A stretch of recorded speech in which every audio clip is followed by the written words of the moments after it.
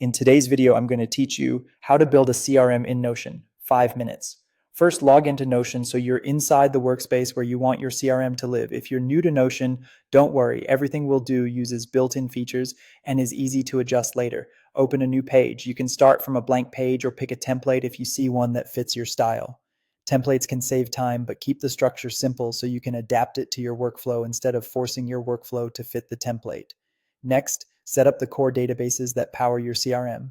In Notion, click to add a full-page database and create 4 of them. These will be the foundation. You'll have contacts, companies, deals or opportunities, and tasks or notes. For contacts, include properties like email, phone, status, and an owner if you assign responsibility. Companies can have industry, size, and website. Deals usually need an amount, stage, and expected close date. Tasks or notes can track due dates, status, and priority. Keep your initial properties minimal. You can always add more as you learn what you actually use. Now connect your databases with relations so your CRM behaves like a system rather than separate lists.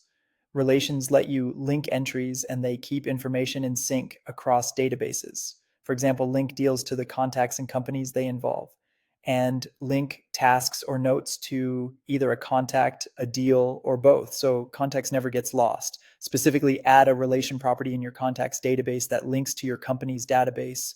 This associates each person with their employer. When you choose relations, select the company's database.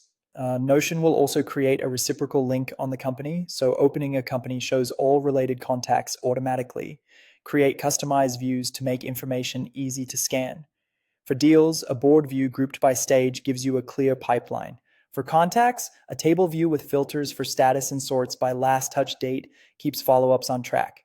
For companies, a gallery view can highlight logos and quick summaries.